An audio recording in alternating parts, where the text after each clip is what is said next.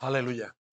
Señor Dios, muchísimas gracias, Señor, por permitirnos tener este encuentro en tu presencia, Señor. Muchísimas gracias por tu rodearnos con ligaduras de amor, Señor, habernos rescatado de nuestra vana manera de vivir, Señor, por la entrega de tu Hijo Jesús, Señor.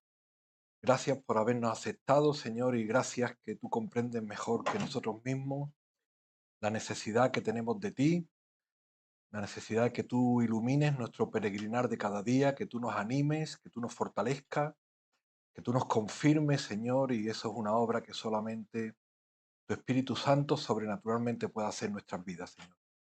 Por eso rogamos que tú ahora utilices tu palabra, Señor, para fructificarla en nuestros corazones. En Cristo Jesús. Amén. En Primera de Corintios capítulo 13 nos encontramos con el texto lema que estamos siguiendo en estas jornadas.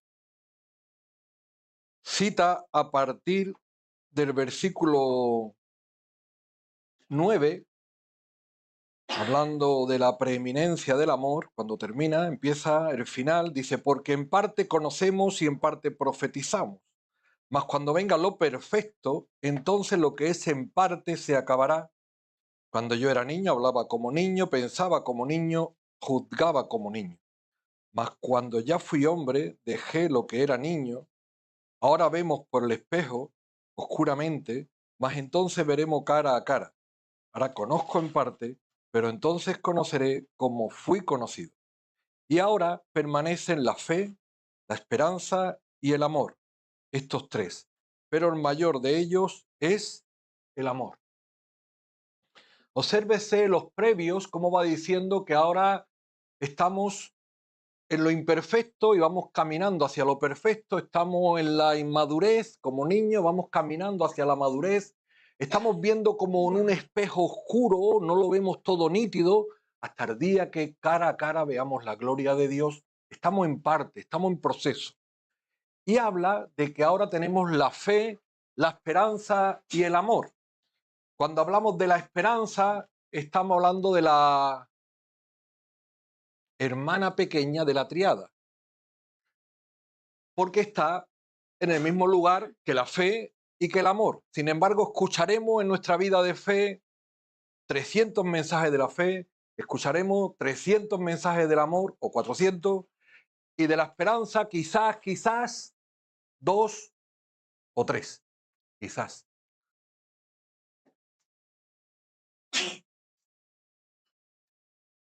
Es relativamente compleja de compartir también.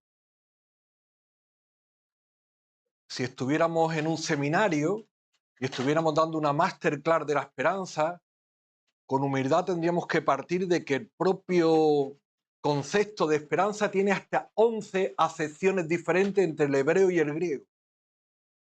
El amor, por ejemplo, tiene 6, cuando hablamos de ágape, filia, eros, storge.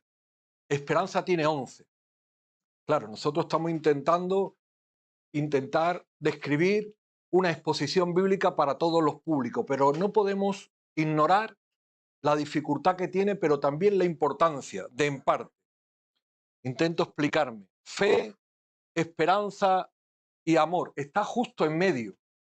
Está justo en medio. Sirve de eslabón entre la fe y el amor. Es el eslabón perfecto. Es la hermana pequeña de la congregación. Hay personas en la congregación que por sus carismas parecen muy importantes. Porque Dios le ha concedido muchos dones, parecen muy importantes. Y luego hay hermanas, hermanos, que tenemos menos dones y pasamos más desapercibidos, parecemos menos importantes. Pero somos los eslabones vitales para que la congregación continúe de la generación anterior a la generación futura. Estamos cultivando iglesia y para cultivar iglesia siempre hace falta tú. Cada persona es la esperanza viva de la congregación, el eslabón, el cimiento estable. Los muros de los castillos eran fuertes cuando todas las piedras eran fuertes. Apenas que una piedra faltaba, falta una, mejor, pues, a la murga quedaba. al final los muros se caían todos. Porque los enemigos atacaban y por esa grieta atacaban. En cada congregación, en cada iglesia, la esperanza, el eslabón de cada una de vosotras es no fundamental, sino indispensable. La esperanza, definir la esperanza ya de por sí, repito, tiene cierta complejidad. Estamos hablando de un sustantivo. Por ejemplo, si tuviéramos que definir la mesa, que es un sustantivo, es más fácil. La pared es un sustantivo más fácil porque es tangible, visible, tiene unas características, pero si tuviéramos que definir un sustantivo como la esperanza, es abstracto, como la alegría, es intangible. Pero claro, tenemos que hacer cierto esfuerzo para que sea comprensiva. Es el estado del alma, el estado anímico del alma cuando va andando hacia un proyecto, hacia un resultado, hacia un fin. Estamos hablando del estado del alma, el estado esperanzado del alma.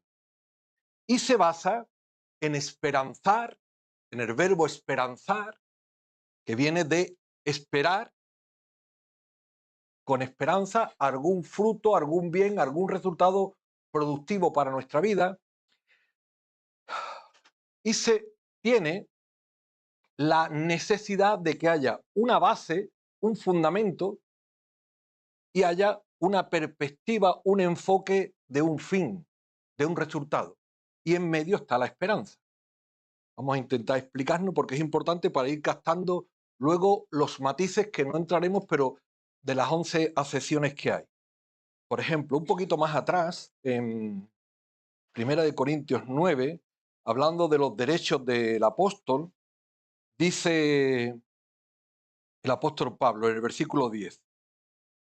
Versículo 10.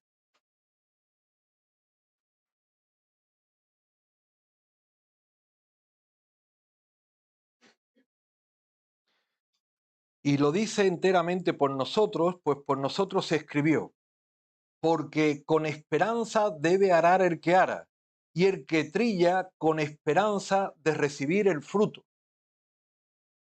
¿En qué se basa la esperanza el que trilla y el que siembra? Se basa en la esperanza de la tierra que tiene y con la perspectiva de alcanzar una cosecha, mucho fruto. Entonces tiene en medio la esperanza. ¿En función de qué se basa su esperanza? Pues lógicamente si tiene una buena tierra, una tierra de calidad, tiene unos raíces, unos plantones de calidad, tendrá la esperanza de cosechar muchos frutos. ¿Qué ocurre con este término esperanza? Que no es el término que nosotros vamos a estudiar, pero está en la Biblia. Porque esta es una esperanza relativa, es una esperanza dependiente de variables externas. Porque como vengan tempestades y se carguen toda la cosecha, la esperanza que tú tenías se te va. Entonces esa esperanza, aquí traducida por esperanza, es que es el tema de las traducciones, es como una expectativa. Yo tengo la expectativa de recoger mucho fruto, pero ya veremos el resultado, porque depende de muchas variables. También dice que Pablo perdió la esperanza en un naufragio de salvar su vida. Perdió la esperanza, la perspectiva que tenía de a ver si alcanzaba una isla, se les terminó porque se naufragaron antes. Perdió la esperanza. Perdió la expectativa de salvarse, la perspectiva de salvarse. Queremos intentar explicar que hay como dos, por simplificar las 11 en dos. Una esperanza relativa y una esperanza estable, firme. Hay una esperanza terrenal y hay una esperanza celestial. Hay una esperanza humana y hay una esperanza de la iglesia, espiritual. Y vamos a ver claramente las diferencias y cuando estemos escuchando a la sociedad, tengo esperanza de remontar este partido, tengo esperanza de que me toque la lotería. ¿Os dais cuenta que la sociedad va a intentar hacer su obra? Su obra es desesperanzarnos. Una sociedad que no tiene ninguna esperanza. Una sociedad que vive amargada, vive desesperada, no espera un buen proyecto de vida, tiene una desesperanza, está con desesperación y nos lo hace subliminarmente entender. Porque nosotros escuchamos la palabra esperanza un 99% de las veces en boca de gente desesperanzada que la está usando mal. Y eso sí o sí repercute a nuestra esperanza, porque la estamos escuchando mal. Por eso hace falta encuentros como este que fundamenten el ancla de nuestra esperanza en el Señor. El apóstol Pablo es el primero que trata la esperanza. Es otro tema también complicado. Estamos entrando ya, después de la introducción. Tampoco se escuchan muchos mensajes, porque el tema principal nuestro de los mensajes suele ser toda la escritura evidentemente, pero el centro de los mensajes suele ser los evangelios. Los evangelios. ¿Qué ocurre en los evangelios? ¿Cuántas veces habla el Señor Jesús de la esperanza?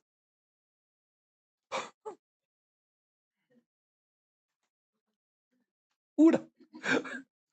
Y porque se la estaba haciendo ver a los religiosos de que tenían su esperanza en Moisés, para que si ellos tenían su esperanza en Moisés, que confiasen en el que tenía delante, que era mayor que Moisés. Y parafraseando, mientras que el novio está presente, no hace falta que ayunen, no hace falta que oren, porque el novio está presente, pero llegará el día en el que el novio será quitado, entonces ayunarán, entonces orarán. Entonces nos hará falta la esperanza, porque estamos esperando al novio, ya no está presente, pero ahora lo estamos esperando. No, percibimos esperar, la palabra esperar, el verbo esperar está muy relacionado con la esperanza. La fe está muy relacionada con la esperanza y con el amor. La fe es la certeza de lo que se espera. Es que es continuo como todo está ligado en tres eslabones que no se pueden separar hasta que lleguemos a caracterizar el amor. El amor es sufrido, es benigno. Eva es sufrida, Marta es benigna, Lidia todo lo soporta, Ana todo lo sufre. Así es el amor, así somos nosotros, así tenemos que llegar a ser nosotros. Pero mientras que llegamos a ese estado de gloria, estamos esperanzados, cultivando la esperanza en lo porvenir, que es mucho mejor. El apóstol Pablo por eso decía que no aparece el Espíritu Santo si hace esta obra en nosotros. ¿Quién nos está ahora vistiendo de nuestro ropaje celestial? ¿Quién nos está iluminando? ¿Quién nos está regando cada día y sosteniendo cada día? El Espíritu Santo, para eso nos ha dado, para sí hacernos entender la esperanza. El apóstol Pablo decía en Hechos 23, tenía un gran mensaje, el mensaje de la muerte y la resurrección de nuestro Señor Jesucristo. Y por eso a él le permitían y a los apóstoles le permitían hablar de la muerte. Bueno, ya la muerte de Jesús es evidente. Nosotros no lo hemos cargado. Es evidente, todo el mundo sabe que ha muerto. Lo que ellos no querían, bajo ningún concepto, es que se predicase de la resurrección de Cristo. ¿Por qué persiguieron a Pedro y a Juan? Por predicar de la resurrección.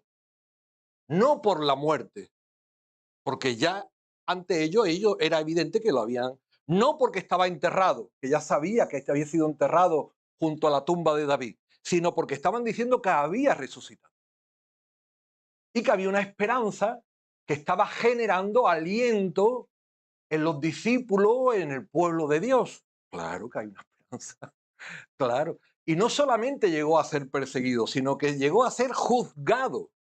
Capítulo 23, cuando estaba juzgado ante el tribuno, entonces Pablo, notando que parte de eran saduceos y otros fariseos, estamos en el versículo 6.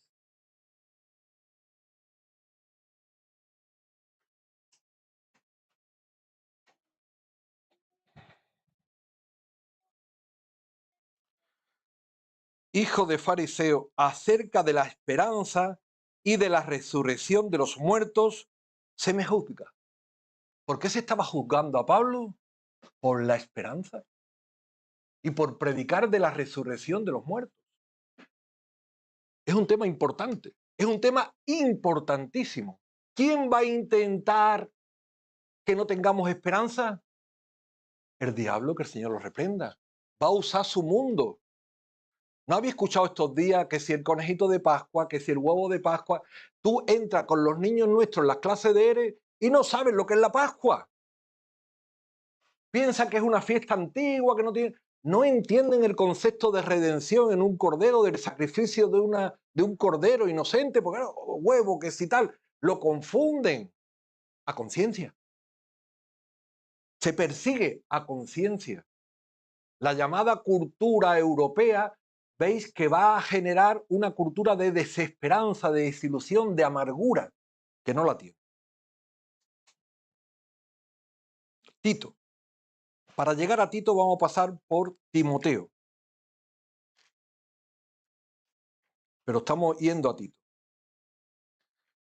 Timoteo, capítulo 1, versículo 1. Pablo, apóstol de Jesucristo, por mandato de Dios nuestro Salvador y del Señor Jesucristo, nuestra esperanza.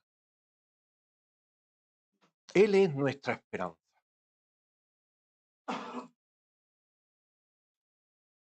Él es nuestro fundamento. Él es la roca de nuestra esperanza. No es algo etéreo, no es algo intangible. La esperanza sí es intangible, un estado del alma, pero se basa en un fundamento sólido. No depende de las variables climatológicas, no depende de otras variables sanitarias. Este medicamento tengo la esperanza que me sentará bien o no. No depende de un cálculo de probabilidades. Tengo la esperanza al 90%, al 80%. No, al 100% tengo la esperanza en Jesucristo. ¿En qué se basaba la esperanza? Segunda de Timoteo, capítulo 1. Pablo, apóstol de Jesucristo, por la voluntad de Dios, según la promesa de la vida que es en Cristo Jesús. ¿Qué es lo que nosotros tenemos ahora? Una promesa fundada en la roca, que es Cristo, quien murió y resucitó por nosotros y ha prometido que volverá, o ha prometido que está preparando un lugar para cada uno de nosotros. Nuestra esperanza se basa en la promesa de Dios. No se basa en la enseñanza de tus padres, no se basa en la enseñanza de la sociedad, se basa en la promesa de Dios. ¿Qué dice Tito? Capítulo 1. Pablo, siervo de Dios y apóstol de Jesucristo, conforme a la fe de los escogidos de Dios y el conocimiento de la verdad que es según la piedad, en la esperanza de la vida eterna, la cual Dios, que no miente, prometió desde antes del principio de los siglos. Antes de crear los cielos y la tierra, ya Dios había prometido que nosotros estaríamos gozando de la vida eterna. Dios no nos está prometiendo unos años más de vida. Mira, tú tienes 70, yo te voy a prometer que va a vivir 96. Oh, bien. No, no, no. No te está prometiendo que va a tener una mejor calidad de vida. Que mira, que de aquí hasta que te mueras no vas a tener ninguna enfermedad. Oh, bien. No, no, no. Está prometiendo la vida eterna. ¿Qué es lo que hace esta sociedad cuando se escucha de cielo, se escucha de Cristo, se escucha de vida eterna? Se burlan, como se burlaban de Noé, la ridiculizan, la presentan como algo aburrido, algo apático, algo sin sabor, algo que no merece de ir. ¿Cómo no voy a merecer de ir? Estar junto a mi amado, el que me amó y se entregó por mí. Él es la gloria. Voy a tener una vida eterna con Él. No es una vida eterna sin Cristo, porque si fuera una vida eterna sin Cristo, no merecería la pena vivir. La gloria es Cristo. La vida eterna es estar con Cristo y con nuestros amados hermanos, la iglesia, que formaremos un cuerpo. Si estuviéramos en el cielo donde no hay dolores, donde no hay enfermedades, siglos y siglos, sin Cristo, no sería la esperanza que estaríamos predicando, sería otra cosa. Dice el apóstol, Dios que no miente, Dios que no miente, si así fuera, no lo hubiera dicho, dijo en Juan 14, capítulo 2. Porque la gracia, versículo 11, Tito 2:11, estamos en Tito 2:11, porque la gracia de Dios se ha manifestado para salvación a todos los hombres, enseñándonos que, renunciando a la impiedad y a los deseos mundanos, vivamos en este siglo sobria, justa y piadosamente, aguardando la esperanza bienaventurada y la manifestación gloriosa de nuestro gran Dios y Salvador Jesucristo. Le llama esperanza bienaventurada. ¿Por qué vivimos en este siglo sobria, justa y piadosamente? Porque estamos esperando una esperanza bienaventurada, estamos esperando las bodas del Cordero, nos estamos purificando, no estamos escuchando los cánticos de sirena que nos vienen por la izquierda y nos vienen por la derecha para apartarnos. Tenemos la esperanza en lo porvenir. Y por eso vivimos en este siglo sobria, justa y piadosamente.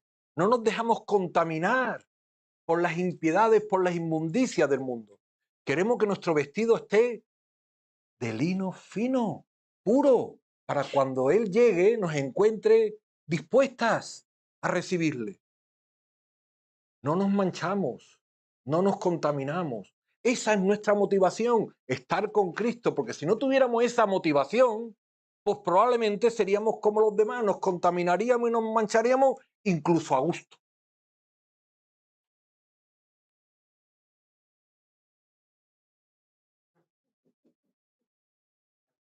Capítulo 3.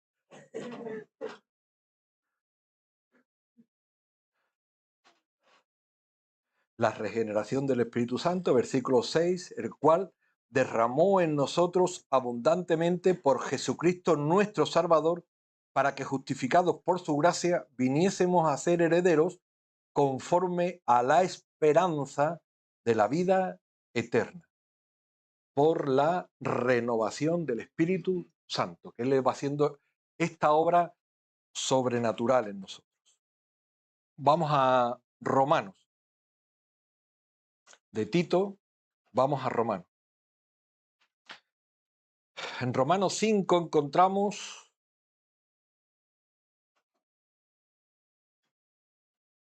la primera persona de la Escritura que sobresale por la esperanza. ¿Quién es? Padre. Amén. Empezamos en el capítulo 4. Capítulo 4, la promesa realizada por la fe.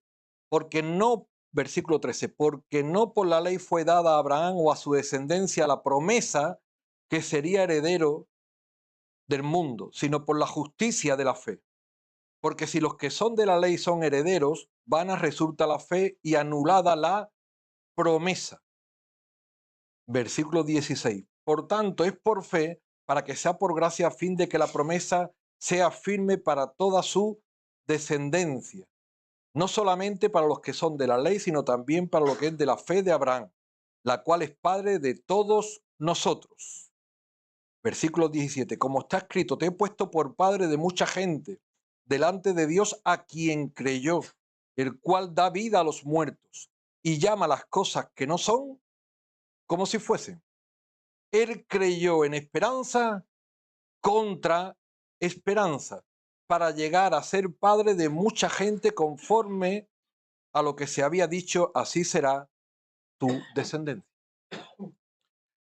Padre Abraham tenía una promesa de Dios. De lo que no se veía, como luego dice el autor de Hebreos, de lo que no se veía, fue hecho por la palabra de Dios. Dios le prometió algo que no se veía, algo que era intangible, algo que en aquel momento además era imposible, que él iba a tener un hijo.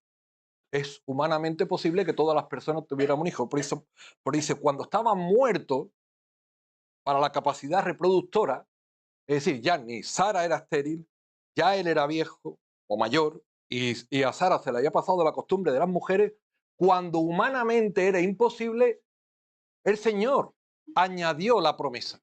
Ya la venía anunciando de antes, y Abraham le había creído y le fue contado por justicia. No fue por las obras, sino por creer a Dios. Por eso dice que él cree en esperanza contra esperanza. No es una esperanza lógica, no es una esperanza fundada en asuntos naturales, que son lógicos, porque nosotros tenemos un proceso natural de las cosas. Si sale el sol es normal que la flor abra, pero si hay una gran tempestad, la flor no va a abrir. Son procesos naturales. Era imposible que la flor germinase. En esperanza contra esperanza, Abraham creyó a Dios. ¿Y qué hizo Dios? Le dio lo que había prometido, un hijo. Y además le añade a Sara, porque lo que es imposible para los hombres es posible para Dios. Que cuando Dios nos está hablando de la vida eterna, de la resurrección de los muertos, cuando Dios nos está hablando de la gloria, son cosas imposibles humanamente de entender. Humanamente son antilógicas, pero nosotros no nos basamos en fundamentos naturales, nosotros nos estamos basando en fundamentos sobrenaturales por la promesa que Dios nos da, porque Dios todo lo que prometió a padre Abraham se cumplió, todo lo que hizo con Moisés se cumplió, todo lo que hizo con todos los personajes de la escritura se cumple, porque Dios no miente y todo lo que promete lo cumple. Abraham tiene el mérito de haber creído a Dios cuando no tenía todos los fundamentos que nosotros tenemos ahora, todos los ejemplos que nosotros tenemos ahora. Pero nosotros también tenemos que resistir en los postreros tiempos, porque tenemos muchos vientos contrarios. Por eso tenemos que buscar nuestras fuentes de estabilidad. Uno es la fe de Abraham, que creyó en esperanza contra esperanza, una esperanza sobrenatural. Al ladito está el capítulo 5, versículo 1, justificados pues por la fe, tenemos paz para con Dios por medio de nuestro Señor Jesucristo, por quien también tenemos entrada por la fe a esta gracia en la cual estamos firmes y nos gloriamos en la esperanza de la gloria de Dios. ¿Cuál es nuestra esperanza? La gloria de Dios. No estamos esperando una migaja, que parafraseando a David podríamos decir, mejor una migaja de Dios que un tesoro del mundo. Mejor un día en tus puertas que 1000 fuera de ellos. Mejor un día de una migaja a la mesa del Señor, como dijo la mujer sirofenicia, y ser una perrilla, que comer todos los manjares podridos de este mundo que me contaminan. Estamos esperando la gloria de Dios. Pero la esperanza hay que cultivarla. Hemos dicho que este mundo va contra la fe, va contra la esperanza, va contra el amor. La fe y el amor se predican y se cultivan. La esperanza también hay que cultivarla y el Espíritu Santo sigue su protocolo. El protocolo no suele gustar, pero es el protocolo. Dice el versículo 3. Y no solo esto, sino también nos gloriamos en las tribulaciones, sabiendo que la tribulación produce paciencia. Y la paciencia, prueba. Y la prueba, esperanza. Y la esperanza no avergüenza, porque el amor de Dios ha sido derramado en nuestros corazones por el Espíritu Santo que nos fue dado. ¿Queremos esperanza? ¿Nos gloriamos en la esperanza? ¿Qué ocurre? Nos tenemos que gloriar en las tribulaciones. No quiero. ¿Quiere esperanza? Sí. ¿Te glorías en las tribulaciones? No quiero tribulaciones. ¿Quién va a querer dolores? ¿Quién va a querer enfermedades, problemas? ¿Quieres esperanza? Sí. Tribulaciones. Vale. Paciencia. Prueba. Esto es como un parto, ¿eh? No estoy haciendo teatro, aunque lo parezca. Es doloroso para el alma, porque no queremos. Es instintivamente antinatural. Lo que queremos es estar bien. Pero como lo que queremos es lo mejor, que es tener esperanza, que es lo que nos va a estar sentir realmente bien para que tenemos que soportar todas estas circunstancias con la fe, con la perspectiva de que es lo mejor para nosotros. ¿Tiene ejemplo de paciencia? Job. ¿Sabéis quién habla más de esperanza? Job. Yo sé que mi Redentor vive. Duele perder un hijo. Duele perder dos. Tiene que ser terrible perder. ¿Perderlos todos, los 10?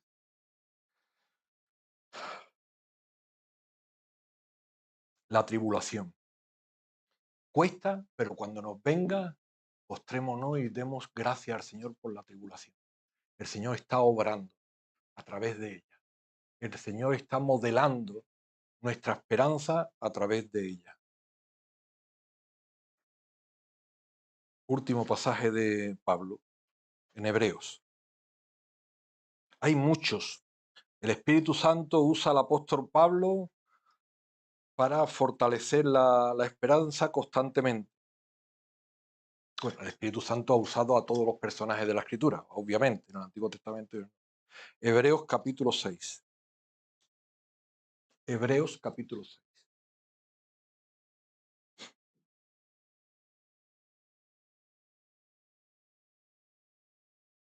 Versículo 11. 6, 11. Pero deseamos que cada uno de vosotros muestre la misma solicitud hasta el fin, para plena certeza de la esperanza. El contexto es una advertencia contra la apostasía. La iglesia del Señor estaba perseguida y no podía vivir en Israel, estaba expatriada por todo el sur de Asia y estaba siendo perseguida. Y aún en medio de la persecución, cuando lograron asentarse un poco, vino la apostasía. Generalmente con la persecución no viene la apostasía. Con la persecución la iglesia se hace firme. La apostasía vino cuando la iglesia se asentó, porque entonces vieron las comodidades, los afanes de este mundo, el mirar lo que tiene de al lado, las cosas de aquí, las cosas de allí, y viene la apostasía espiritual. Y el Espíritu Santo usa al autor de Hebreos para confirmar la fe, para plena certeza de la fe. Y dice el 12, a fin de que no os hagáis perezosos, sino imitadores de aquellos que por la fe y la paciencia heredan las promesas. Fe y paciencia. La paciencia es algo que no nos suele agradar, pero aparece multitud de veces en la Escritura. Paciencia.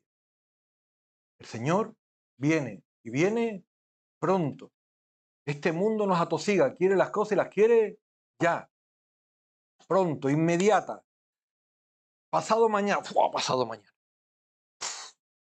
Tenemos que aprender a tener serenidad, paciencia.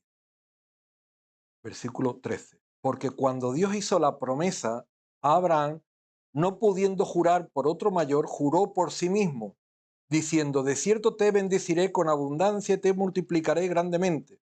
Y habiendo esperado con paciencia, alcanzó la promesa. Porque los hombres claramente juran por uno mayor que ellos.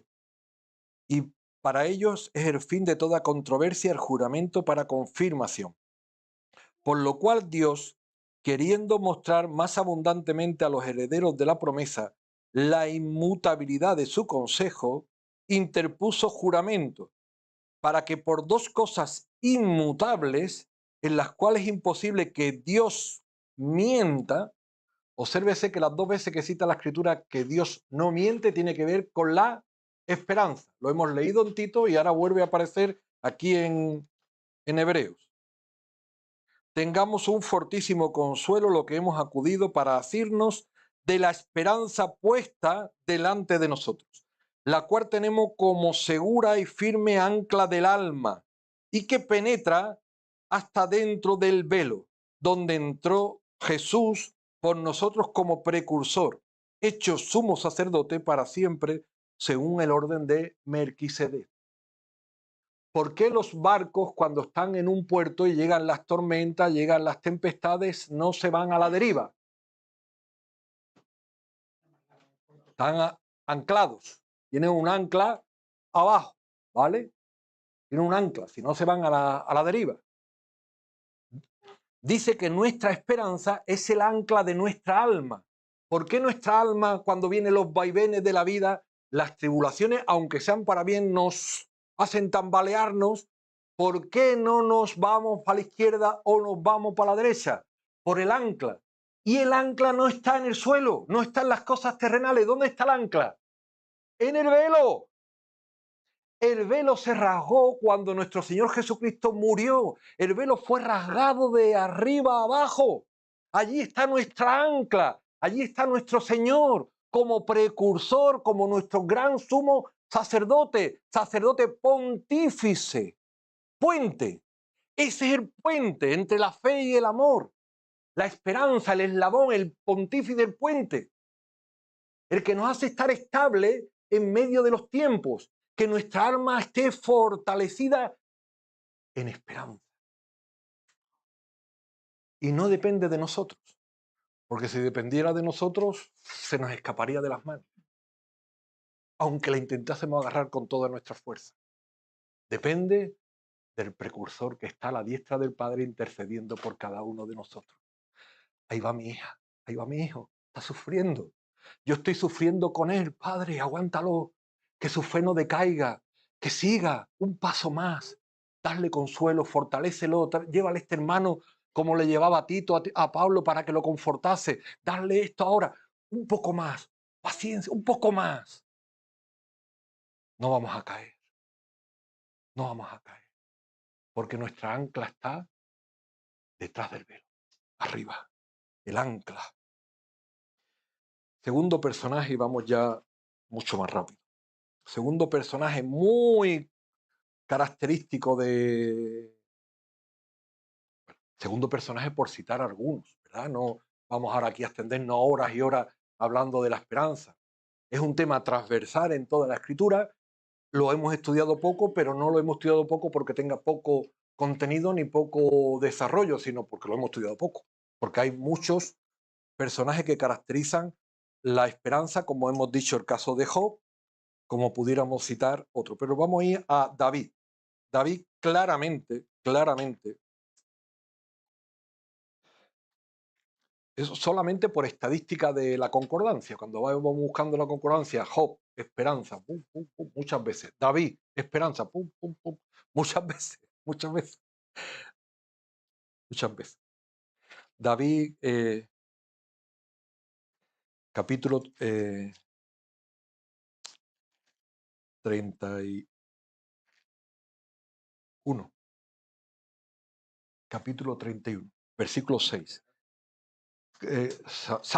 Salmos, capítulo 31, versículo 6. Aborrezco a los que esperan en vanidades ilusorias, mas yo en Jehová he esperado. ¿En qué espera la sociedad? En vanidades ilusorias. Así le llama la escritura. Este mundo está esperando a ver si le toca la lotería, a ver si descubren el congelamiento para después de muerto, a ver si me resucitan, a ver si descubren en Marte una píldora fantástica para alargar. Vanidades ilusorias. David era rey, ¿eh? David era rey. David vivía como un rey. Y su esperanza y su confianza estaba en la misericordia del Señor.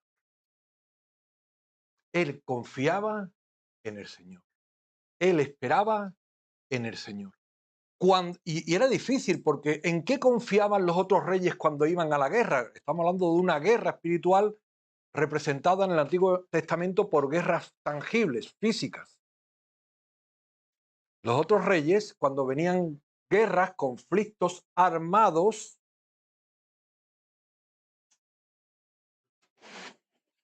es que es de cajón, vamos. Es que es de cajón. Capítulo 20.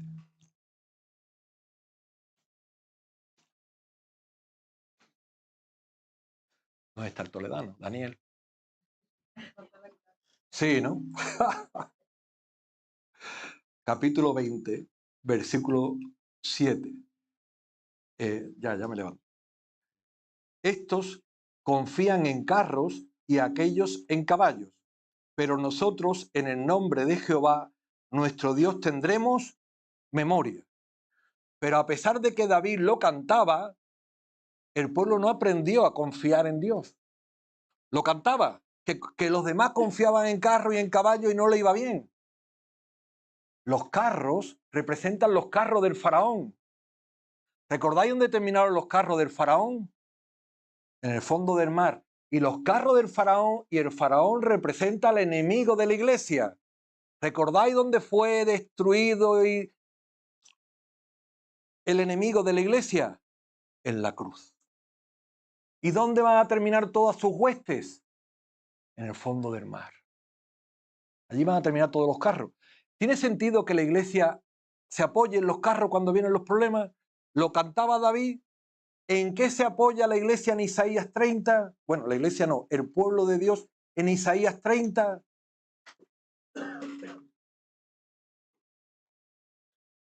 Isaías 30.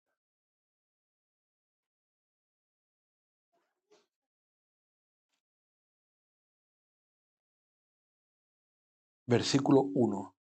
Ay de los hijos que se apartan, dice Jehová, para tomar consejo y no de mí, para cobijarse con cubierta y no de mi espíritu, añadiendo pecado a pecado, que se apartan para descender a Egipto, y no han preguntado de mi boca, para fortalecerse con la fuerza de Faraón y poner su esperanza en la sombra de Egipto. ¿Tenía el rey de Israel un problema? ¿Quería confiar en Dios? Sí. ¿En quién confiaba? En los carros de Egipto. Que no es mejor el rey de Israel que nosotros. Que si ellos se equivocan, nosotros también somos resbaladizos. Y no es la primera vez. Capítulo 31. Hay de los que descienden a Egipto con ayuda y confían en caballos y su esperanza ponen en carros porque son muchos y en jinetes porque son valientes y no miran al Santo de Israel. Que cuando llegan los problemas y las dificultades, rápidamente nos agarramos a lo que la gente se agarra y miramos para abajo. Y el Señor quiere que le miremos a Él, al Santo de Israel. Pero con las dificultades no podemos ser ingenuos, ni tampoco podemos ser de un optimismo pedagógico, digamos, ¿cómo se dice? Cuando algo es utópico, porque la realidad espiritual de que cuando vienen los problemas y las dificultades, la mayoría de nosotros titubeamos y muchos de nosotros resbalamos y muchos de nosotros caemos. No podemos con una frase, como si fuera una pastilla, de, bueno, cuando vengan los problemas, ya, tiene que estar firme, pues no eres firme, era un zoquete, era un inmaduro, un de esto y lo otro. Que sí, que somos así. Hay que ser comprensivos con nosotros mismos. Hay que ser comprensivos con la debilidad de nuestra alma. En nuestra debilidad va a estar nuestra fortaleza. Cuando seamos conscientes de nuestra gran debilidad, entonces vamos a apoyarnos en nuestra gran fortaleza. No vamos a mirar para abajo, vamos a mirar al Santo de Israel. ¿Por qué digo esto? Y vamos rápido a Jeremías. Jeremías habla mucho de esto. No vamos a ir a Jeremías, pero en Lamentaciones. Jeremías en Lamentaciones. El contexto de Jeremías era un contexto muy difícil, como quizá cualquiera de nosotros en un momento dado pueda pasar. Capítulo 3, le vinieron a Jeremías muchos problemas. Dice Jeremías, yo soy hombre que ha visto aflicción bajo el látigo del enojo. Me guió y me llevó en tinieblas y no en luz. Ciertamente contra mí volvió y revolvió su mano todo el día. Contra mí. A veces pensamos que todas las cosas son contra nosotros. Contra mí, decía Jacob, que Dios había levantado su mano cuando Dios estaba usando sus lágrimas para moldear el corazón de sus hijos. para poder decir bienaventurado aquel cuyo ayudador es el Dios de Jacob y cuya esperanza está en el Dios de Jacob. Jeremías tenía el problema de que él venía enseñando todas estas cosas al pueblo y el pueblo no rectificaba, el pueblo no esto. Y el honor de Dios, la gloria de Dios estaba apagándose. Estaba pronto a irse por lo que había alrededor del templo, a lo que había cada vez más frecuente. Él sufría por él y él sufría por el pueblo y él sufría por el honor de Dios. Llega a decir, versículo 15, me llenó de amarguras, por no leerlo todo, me embriagó de ajenjos, mis dientes quebró con cascajo, me cubrió de ceniza. Mi alma se alejó de la paz, me olvidé del bien y dije, perecieron mis fuerzas y mi esperanza en Jehová. Estamos hablando de un grandísimo profeta, siervo de Dios Jeremías, quien había enseñado de la esperanza. Perecieron su fuerza y pereció su esperanza. Nos puede pasar a cualquiera de nosotros. Hemos de ser comprensivos con Jeremías, hemos de ser comprensivos con cualquiera de nosotros. Su alma estaba abatida dentro de él, abatida. La esperanza es el alma animada para en paciencia seguir adelante. Cuando está desesperada, está desesperanzada, que por cierto Eclesiastés usa este verbo desesperanzar, no se suele usar mucho en la sociedad, pero sí lo cita Eclesiastés, el alma estaba abatida. Entonces dice que gira su percepción de las cosas. A partir del 21 gira y vamos a leer del 21 al 27. Esto recapacitaré en mi corazón, por lo tanto esperaré. Por la misericordia de Jehová no hemos sido consumidos, porque nunca decayeron sus misericordias. Nuevas son cada mañana, grande es tu fidelidad. Mi porción es Jehová. Dijo mi alma, por tanto en él esperaré. Bueno es Jehová a los que en él esperan, el alma que le busca. Bueno es esperar en silencio la salvación de Jehová. Bueno le es al hombre llevar el yugo desde su juventud. Parece que le está hablando a su alma. Os rectifico, no parece. Le está hablando a su alma. Alma mía, no te abatas. Alma mía, espera en Dios, porque aún he de alabarte. Confía que ayer caí, ayer tropecé, pero las misericordias del Señor son nuevas cada mañana. El Señor no me va a tener en cuenta lo de ayer. El Señor quiere que le glorifique hoy. Va a ser algo nuevo hoy, porque nuevas son sus misericordias cada día. Ya no lo vamos a leer, pero Salmo 42 y Salmo 43, David. Su alma estaba abatida. ¿Y qué le dice Dios? Espera en Dios, alma mía. Espera porque aún te alabaré. Llega a decir 3 veces y tenía distintos motivos para estar abatido. Todos vamos a tener motivos en la vida para estar abatidos. Pero ¿qué es lo que tenemos que decirle a nuestra alma? Alma mía, espera. Espera en Dios. Espera en Dios. Sí vamos a leer el 91. Sí vamos a leer 90, Salmo 91. Salmo 91. Es que lo de David es muy paradigmático. Salmo 91. El que habita al abrigo del Altísimo morará bajo la sombra del Omnipotente. Diré yo a Jehová, esperanza mía y castillo mío, mi Dios en quien confiará. Él te librará del lazo del cazador, etc. Versículo 9. Porque has puesto a Jehová, que es mi esperanza, al Altísimo por tu habitación. Nótese que aquí la esperanza está con mayúsculas. Ya no es una actitud del alma. Dios es su esperanza. Y usa 4 términos para llamar a Dios. El que habita al abrigo del Altísimo morará bajo la sombra del Sadai omnipotente.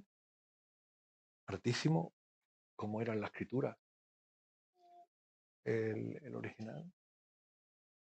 Elohim es después. El león, gracias. León. El que habita al abrigo del león morará bajo la sombra del Sadai. Diré yo a Jehová, nombre de Dios, esperanza mía y castillo mío, mi Dios en quien confiaré. David llama a Dios mi pastor, llama a Dios mi castillo, llama a Dios mi esperanza. El tema no es que sea la esperanza. El tema hoy y el tema ahora es que Dios sea tu esperanza personal, tu castillo personal, tu pastor personal, tu salvador personal, tu Señor personal. Ya no es lo que crean otros, ya no es lo que piense la sociedad, ya no es lo que enseña la Escritura, ya es lo que sea para ti. Que tú puedas decir con David, mi esperanza, diré yo al Señor, esperanza mía y castillo mío. Para ir concluyendo, repetimos que es un tema que tiene mucho recorrido, ¿no? Pero por lo menos estamos como compartiendo 7 mini estudios en uno. Vamos con los 2 últimos clips. Uno es en Pedro, primera de Pedro.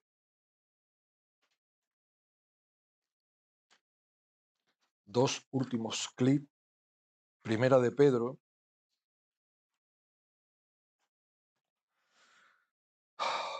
Capítulo 1, versículo 3. Bendito es Dios y Padre de nuestro Señor Jesucristo, que según su grande misericordia nos hizo renacer para una esperanza viva, por la resurrección de Jesucristo de los muertos, para una herencia incorruptible, incontaminada e inmarcesible, reservada en los cielos para nosotros. Una esperanza viva. Dice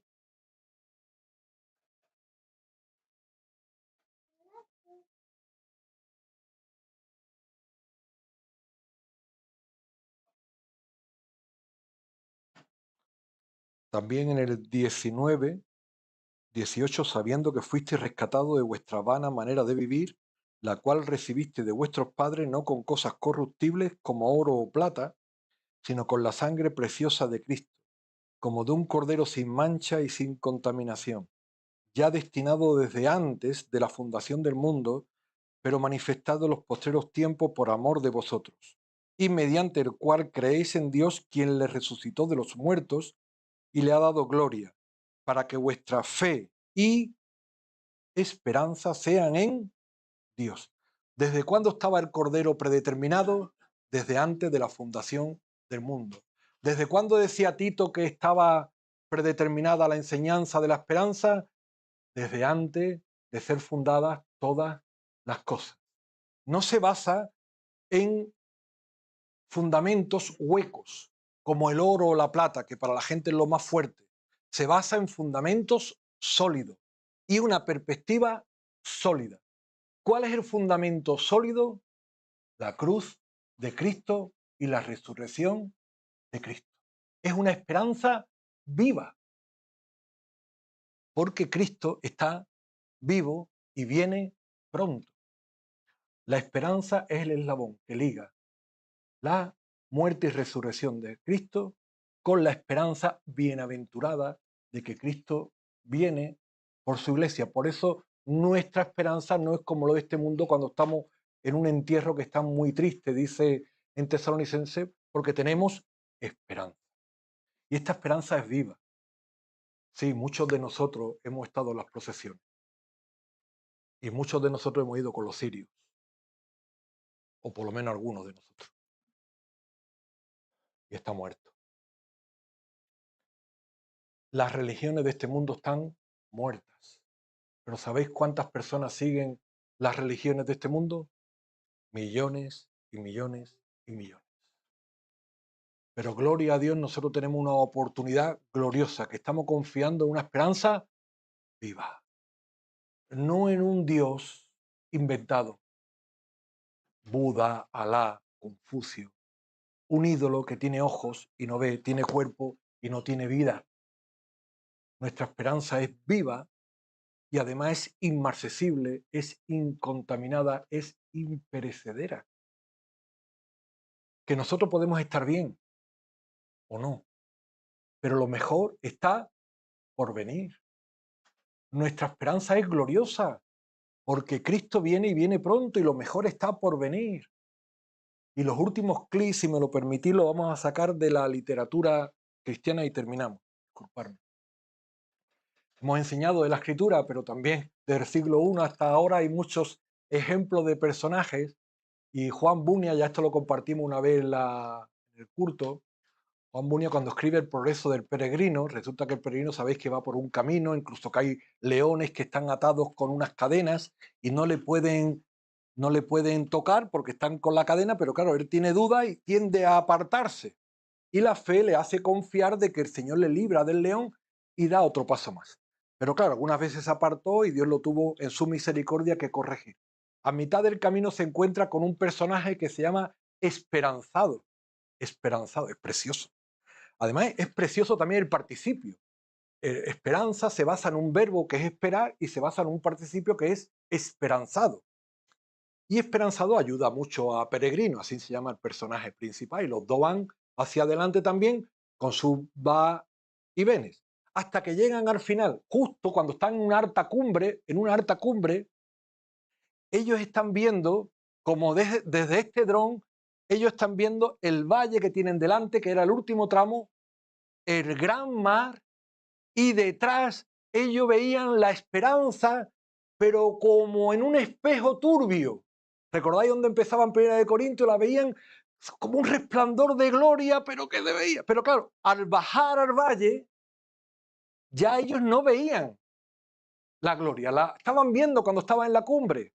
Quizá hoy nosotros estemos percibiendo la gloria, pero cuando llegue el lunes y estemos otra vez en el valle, lo que vemos es la enfermedad de mi padre, el problema de mi hijo, el problema...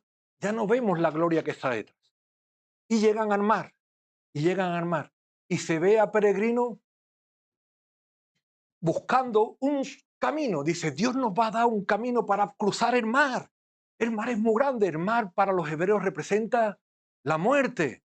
Tenían que atravesar el Jordán. No podían. Esperanzado estaba tranquilo. Dice Peregrino, no le den más vuelta. ¿Cómo vamos a cruzar el mar? Si el mar es la muerte. Por en medio. No hay otro camino. La muerte es el camino. Pero recuerda lo que hemos visto en la cumbre. La gloria está detrás. En medio del mar está el dragón, pero el Señor nos está aguardando. Él ha vencido al que tenía el imperio de la muerte. Esto es al diablo, que el Señor lo reprenda. El aguijón ya no nos hará tambalear. Pero vamos a atravesar la muerte, vamos a atravesar la muerte, como el que duerme. Y será como una puerta corredera.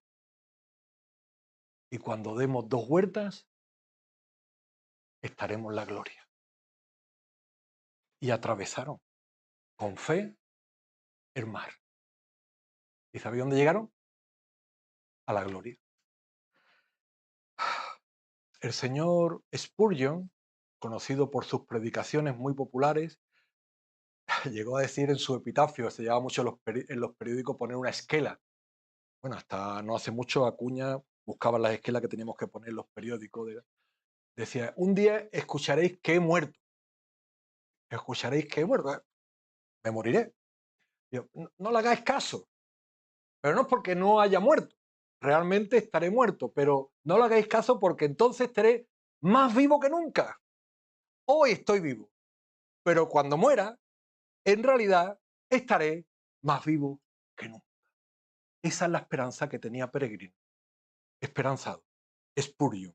Y esta es la esperanza que el apóstol Pablo nos quiere dejar en Romanos, un último versículo, solamente leerlo, para todos nosotros.